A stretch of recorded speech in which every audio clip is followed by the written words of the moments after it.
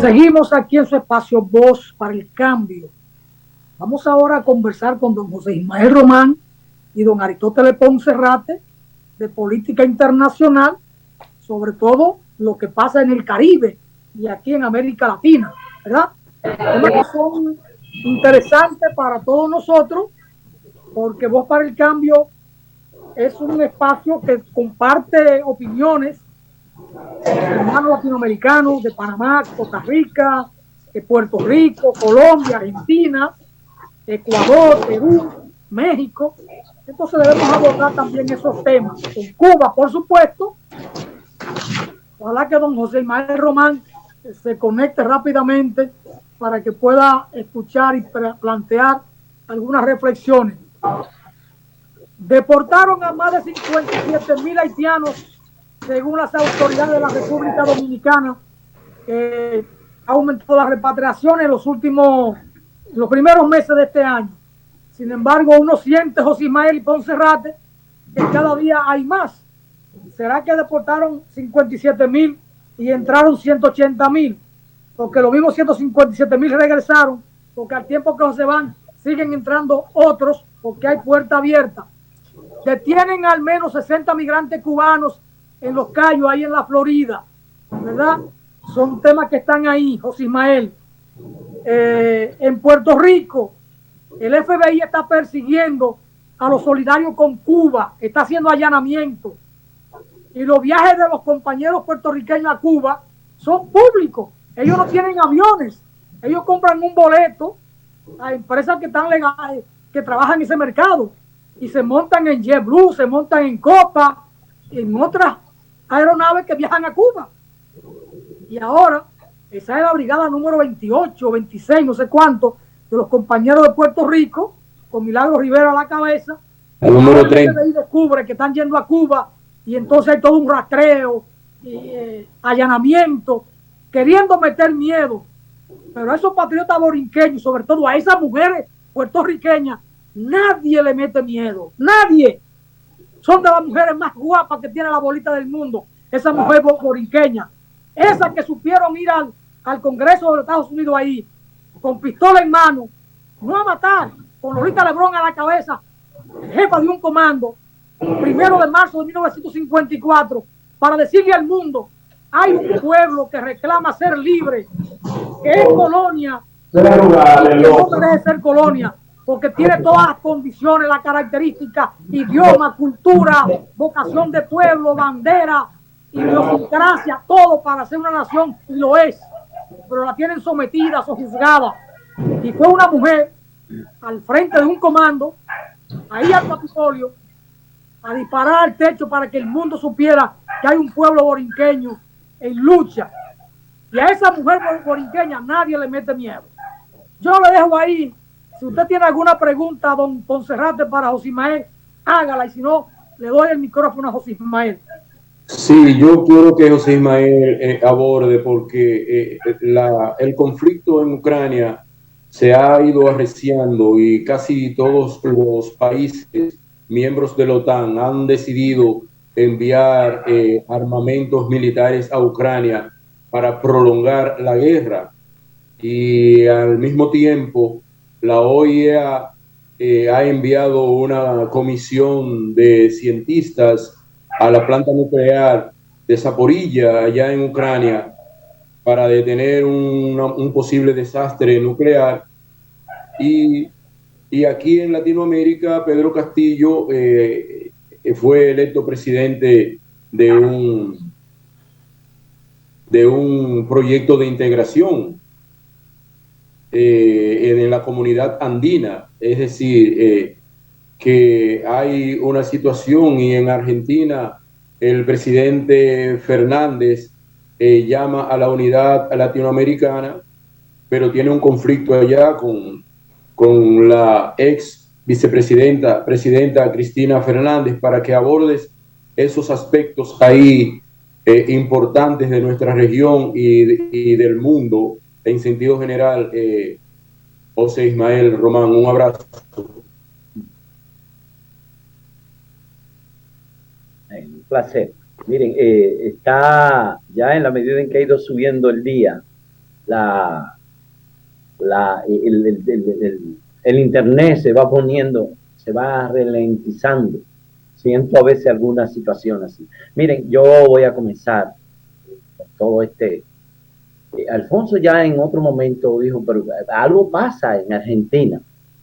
Señores, Estados Unidos tiene diferentes formas de alterar, de modificar, aunque los tiempos han cambiado en el mundo, buscando una visión multilateral, no la imposición unilateral de Estados Unidos. Han utilizado en nuestro continente el caso de la judicialización de la política, y fundamentalmente con los proyectos que tienen propuestas que cuestionan las decisiones de la diplomacia, de las políticas de Estados Unidos hacia esas naciones. Mire, le decía de Alfonso porque hablaba, se preocupaba con lo que pasaba con la vicepresidenta, expresidenta Cristina de Kirchner. Miren, no el presidente no tiene un conflicto con ella. Es que eso, yo no sé si pudiera preocuparme la independencia de los jueces, de las cortes, eso es importante, pero Estados Unidos tiene tanta fuerza que logra modificar, alterar, acercarse e imponer incluso acciones en esos países.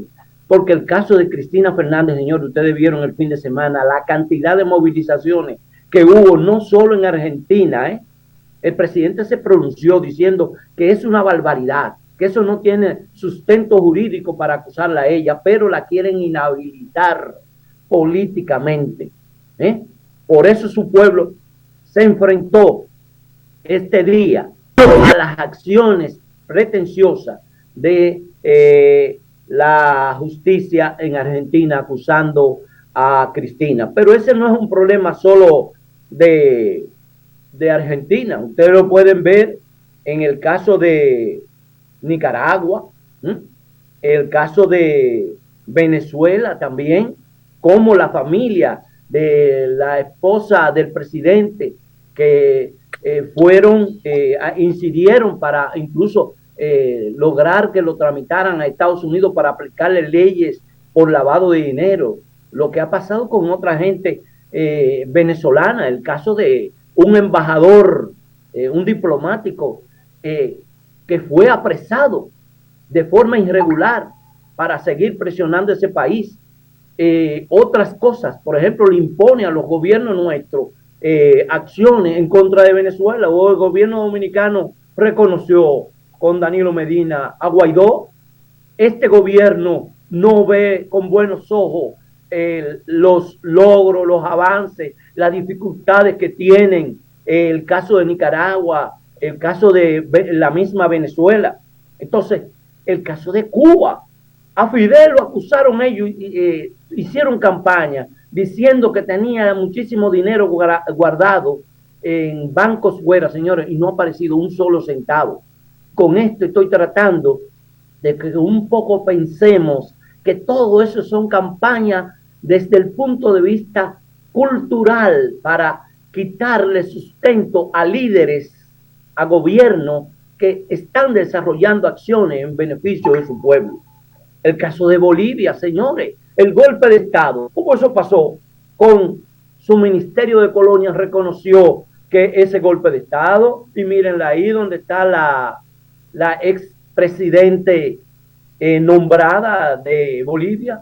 Señores, y Bolivia es un país con un crecimiento que ellos no van a tener, no tienen forma de cómo pararlo, pero van a seguir conspirando. El caso de Castillo, en el caso de aquí ahora de Perú, señores, que ya no es a su cuñada, ahora es a una hija. Primero fue a la mujer, un país lamentablemente que tiene un sistema desestabilizado. Los intereses, uno de los gobiernos donde Estados Unidos tiene más presencia es en Perú. Las bases militares que tiene allí, como la tiene en Colombia, pero ahí no hay vida para ese presidente. Todas las políticas o cosas para avanzar, lo están cuestionando. El caso de Brasil con Dilma, con Lula, que fue judicializado también. El caso de que nosotros tenemos que ver de otros gobiernos que han sido señalados con el objetivo de acomodar las cosas. Entonces, hay que decir que nosotros tenemos una situación de dificultades. Estados Unidos, la OTAN y otros mecanismos están desarrollando una guerra preocupante para la humanidad.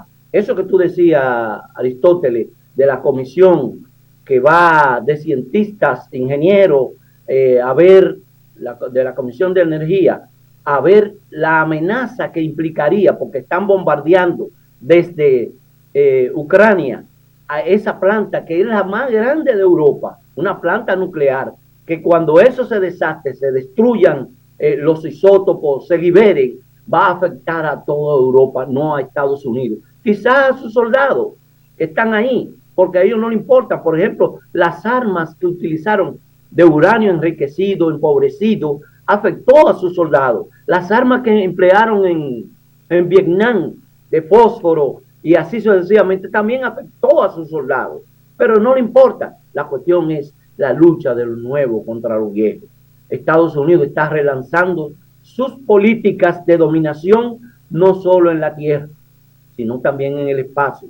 Un sitio donde ellos están atrasados, que se llama la parte ártica, que los rusos tienen ventaja por mucho tiempo y ahora los chinos ya decidieron nombrar un embajador para esa parte, porque la guerra habrá que desarrollarla en todo el mundo para ellos poder tratar de posicionarse. Estados Unidos está en una recesión económica, está en crisis, que los dominicanos la estamos sintiendo, pero a ellos les importa un poco. La industria que más crece ahora en Estados Unidos es la industria armamentista. Es por ahí que están.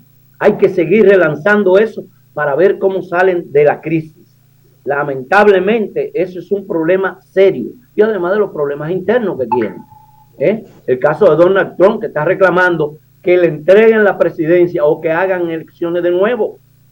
Las instituciones en Estados Unidos están en crisis.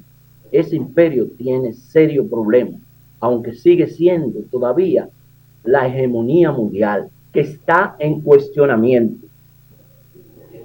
Hay que decir que esa situación no escapa al Caribe. El Caribe no escapa. El caso de la migración, por la forma en que ellos, en el caso de Cuba, ¿no? Miles de cubanos han salido porque ellos han prometido villas y castillas y todo. No solo los cubanos, los dominicanos que nos vamos en Yola o por otra vía.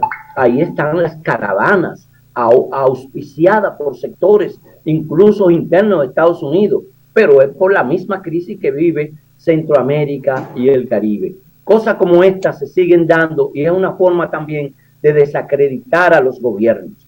Yo quisiera... Sí. Me gustaría que acotaras algo. En Colombia hay 5 o 6 bases militares norteamericanas. Hay un nuevo gobierno con una tendencia distinta, con un presidente que ha apostado a la paz y a la unificación de toda la familia colombiana y ha abierto relaciones con un presidente que los Estados Unidos lo tienen como si fuese un dictador, que es el presidente Nicolás Maduro, al igual que como tienen como un dictador al presidente de Nicaragua, Daniel Ortega, porque no tienen la misma tendencia política de los norteamericanos.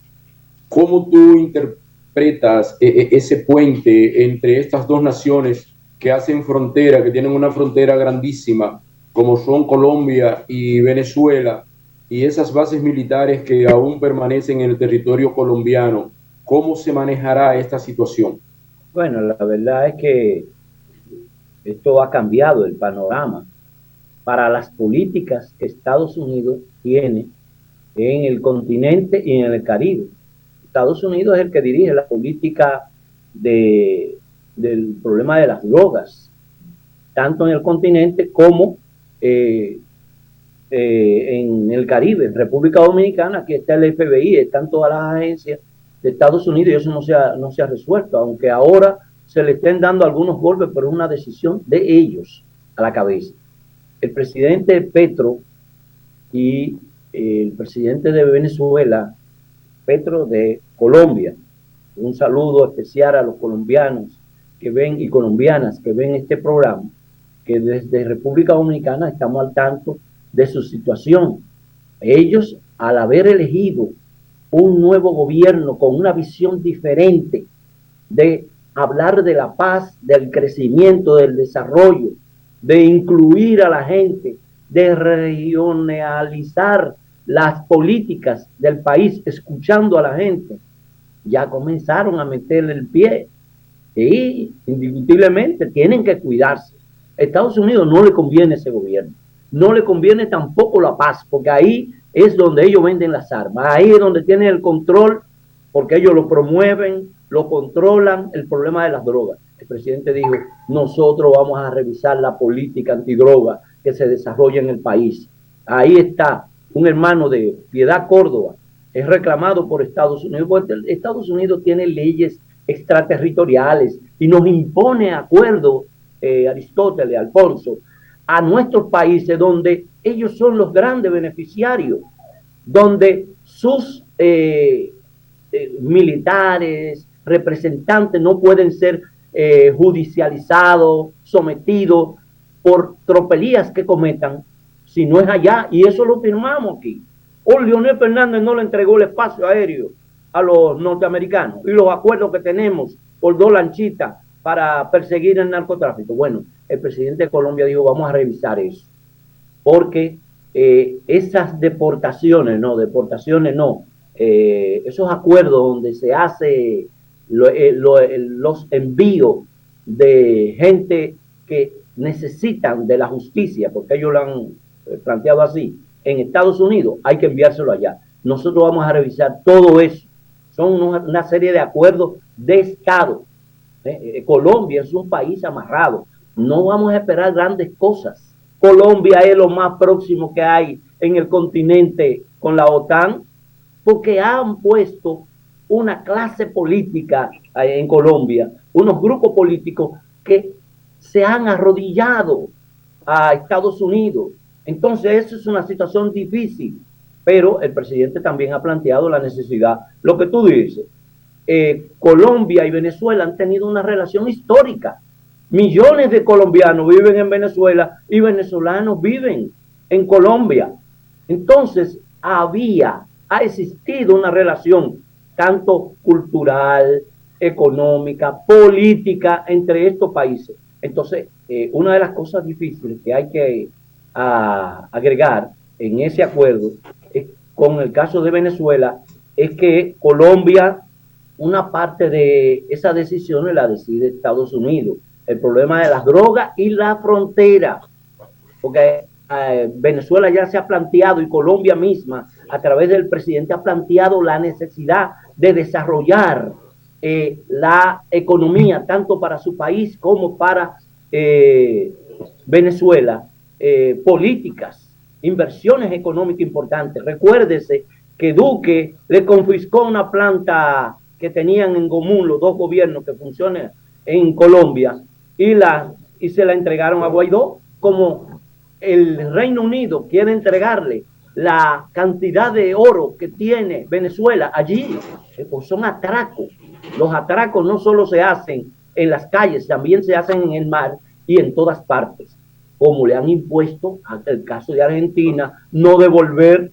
Yo no entiendo cómo un país se arrodilla a tal extremo que un avión que llega allí, ya ellos lo retienen. Claro, eso es de la justicia independiente, una decisión que hay no del Estado, sino de una justicia que responde a esos intereses. Hay que desearle lo mejor a estos esfuerzos porque va a permitir un relacionamiento, relanzar el desarrollo común. Eso debe servirnos a nosotros de experiencia, porque la situación que vive Colombia y Venezuela es parecida a la situación de República Dominicana y Haití. Nosotros tenemos que ver muchas cosas también, o ver ejemplos, poner eso de espejo para ver cómo se desarrolla, aunque las instituciones en uno funcionen y en otros no. En el caso de Haití y República Dominicana. Hay que insistir en la paz, porque es lo que nos va a llevar a la tranquilidad y el desarrollo. Sí. José Ismael, fíjate.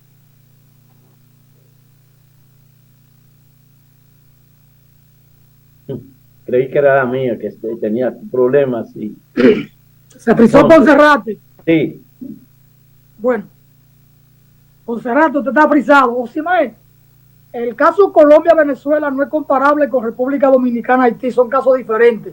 Colombia tiene recursos naturales para mantener el doble de su población, siempre y cuando haya un gobierno nacional con voluntad política, con honestidad, con criterio nacional, no de entreguismo como estaba Duque, Uribe y los anteriores. Son casi 200 años permitiendo que los intereses foráneos expoliaran al pueblo colombiano.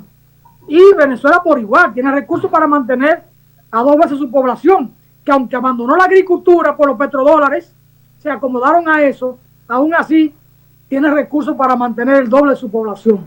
No es lo que pasa en República Dominicana y Haití. Pero eso aparte. José Miguel, en el caso de Estados Unidos, hemos visto que el presidente Joe Biden habló de una ley para regular la inflación. ¿Hasta dónde es realmente regular la inflación?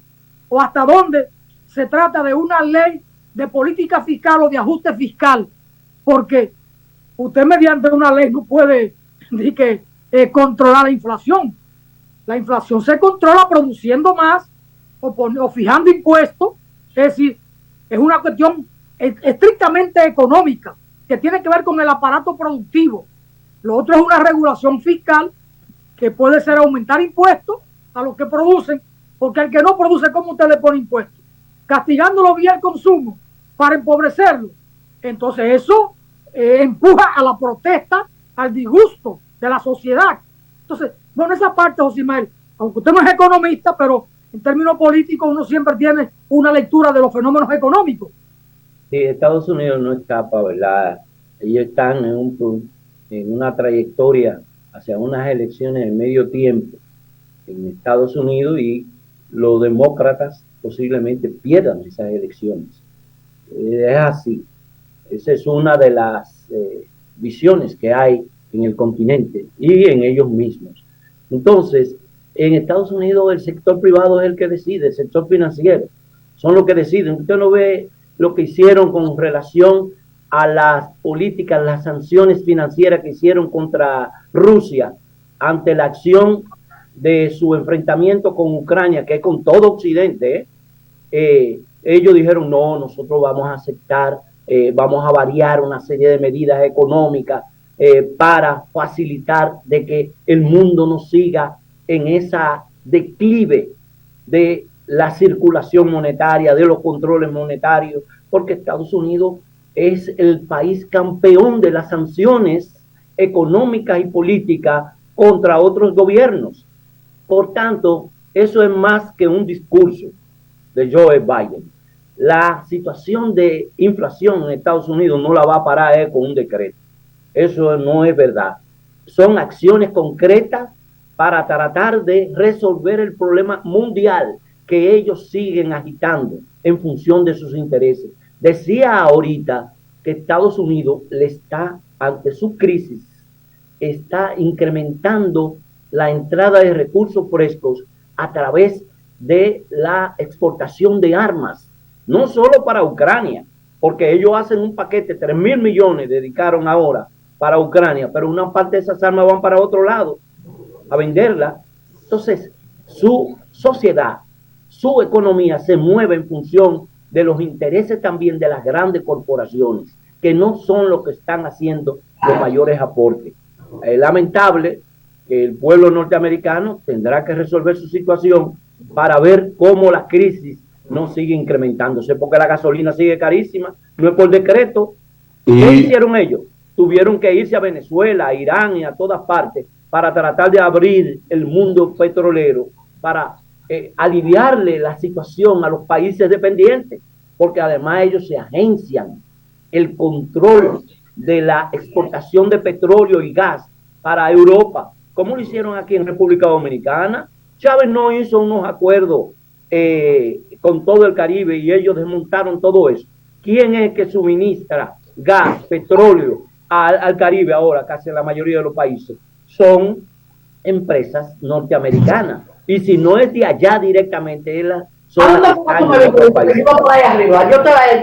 Sí. Aris, ¿qué iba a decir Aristóteles? No, quería preguntarte sobre el problema inmobiliario y la renta que se ha disparado en Estados Unidos alrededor de un 12%. ¿Cómo tú ves esa situación dentro de la propia crisis y dentro del propio proceso electoral que se avecina ahora en octubre?